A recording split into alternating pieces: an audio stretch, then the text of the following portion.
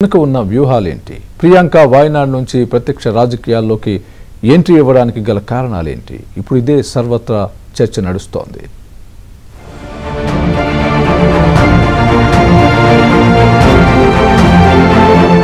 అందరూ ఊహించినట్లుగానే కాంగ్రెస్ అగ్రనేత రాహుల్ గాంధీ వైనాడ్ లోక్సభ స్థానాన్ని వదులుకున్నారు.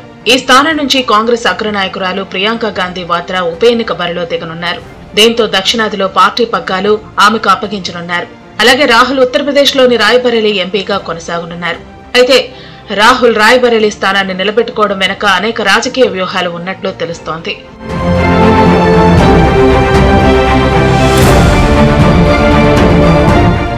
దేశ ప్రధానిని నిర్ణయించడంలో ఉత్తరప్రదేశ్ది కీలక పాత్ర. 80 స్థానాలున్న ఉత్తరప్రదేశ్లో ఎక్కువ స్థానాలు గెలుచుకున్న పార్టీకే కేంద్రంలో అధికారంలోకి వచ్చే అవకాశాలు మెండుగా ఉంటాయి.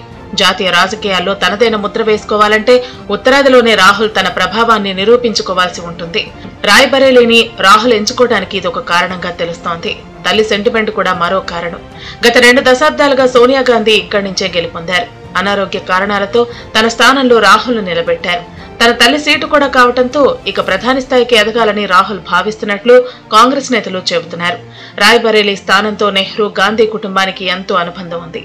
1952లో రాహుల్ గాంధీ తాత ఫిరోజ్ గాంధీ ఇక్కడి నుంచే పోటీ చేశారు.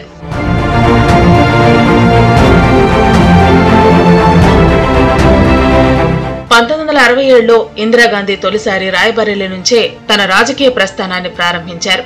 1971లో కూడా అక్కడి నుంచే ఆమె గెలుపొందిన కోర్టు తీర్పు కారణంగా ఆ ఎన్నిక 1975లో రద్దయింది. 1977లో ఎమర్జెన్సీ తర్వాత జరిగిన ఎన్నికల్లో ఇందిరాగాంధీ రాయ్బరేలీలో ఓడిపోయారు. 1980 ఎన్నికల్లో మెదక్ నుంచి రాయ్బరేలీల నుంచి పోటీ చేసిన ఇందిరాగాంధీ 2 చోట్ల గెలుపొందారు. అయితే ఆమె రాయ్బరేలీ స్థానానికి రాజీనామా చేశారు. ఆ తర్వాత జరిగిన ఉప ఎన్నికల్లో అక్కడ అరుణ్ నెహ్రూ గెలుపొందారు. 1989, 1991, 1999లో కాంగ్రెస్ రాయ్బరేలీ నుంచి గెలుపొందింది. 1996, 1998లో మాత్రం బీజేపీ నేత అశోక్ సింగ్ గెలుపొందారు.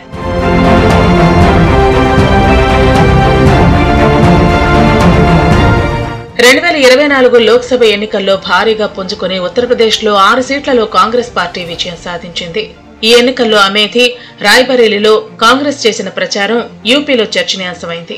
ప్రియాంక గాంధీ తన కుటుంబానికి సంబంధించి చేసిన భావోద్వేగ విజ్ఞప్తి ప్రజలను ఆకట్టుకుంది.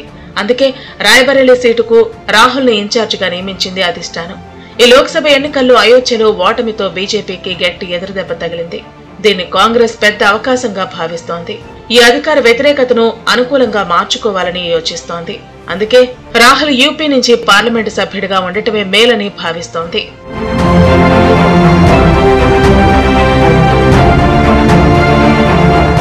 ఈ లోక్సభ ఎన్నికల్లో ఎస్పీ అధినేత అఖిలేష్ యాదవ్, కాంగ్రెస్ నాయకుడు రాహుల్ గాంధీ జోడీ సూపర్ హిట్ అయింది. ఇరు పార్టీల యువ నాయకులు యూపీలో ప్రచారాన్ని అదరగొట్టారు. బీజేపీని తక్కువ సీట్లకే నిలువరించారు. బీజేపీని నిలువరించాలంటే ఈ జోడీ ఇలానే కొనసాగాలని కాంగ్రెస్ భావిస్తోందట.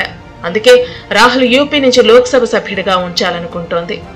యూపీలో సార్వత్రిక ఎన్నికలకు ముందు చాలా మంది కాంగ్రెస్ నేతలు హస్తం పార్టీని వీడారు. దీంతో పార్టీ కాస్త బలహీనంగా మారింది. అయినా లోక్సభ ఎన్నికల్లో యూపీలో హస్తం పార్టీ రాణించింది.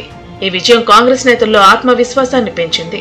యూపీలో కాంగ్రెస్ బలంగా మారుతుందని, రాహుల్ గాంధీ దాన్ని సమర్థంగా ముందుకు తీసుకెళ్లగలరని పార్టీ నాయకులు భావిస్తున్నారు. ఈ కారణంగానే ఆయన రాయ్బరేలీ సీటును నిలబెట్టుకున్నారు.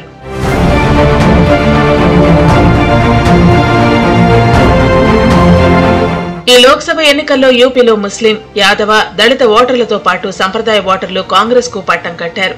రానున్న కాలంలో ఈ ఓటింగ్ శాతం మరింత పెరగొచ్చని హస్తం పార్టీ భావిస్తోంది. ఇలాంటి పరిస్థితుల్లో మరింత బలపడేందుకు కాంగ్రెస్ రాయ్బరేలీ సీటును వదులుకోలేదు. ఉత్తరప్రదేశ్లో బీజేపీకి CM Yogi Adityanath, deputy CM Keshav Prasad Maurya సహా పలువురు ప్రజాదరణ పొందిన నాయకులు ఉన్నారు. కాంగ్రెస్ కు మాత్రం రాహుల్, ప్రియాంక గాంధీనే కనిపిస్తున్నారు.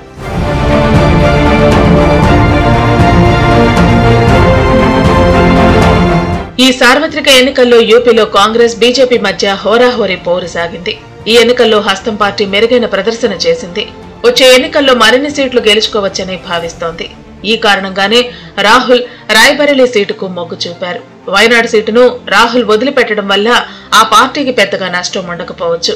ఎందుకంటే ఈ సీటు కాంగ్రెస్ కు కంచుకోట. ఉప ఎన్నికల్లో హస్తం పార్టీ అధిష్టానం బలమైన అభ్యర్థి ప్రియాంక గాంధీ వాద్రాను బరిలోకి దింపింది. ఇక వైనాడ్ నుంచి ప్రియాంక గెలుపొందితే తొలిసారి ఆమె పార్లమెంట్లో అడుగు పెడతారు. గాంధీ కుటుంబానికి చెందిన సోనియా, రాహుల్, ప్రియాంకలు ముగ్గురు పార్లమెంట్లో ఉంటారు.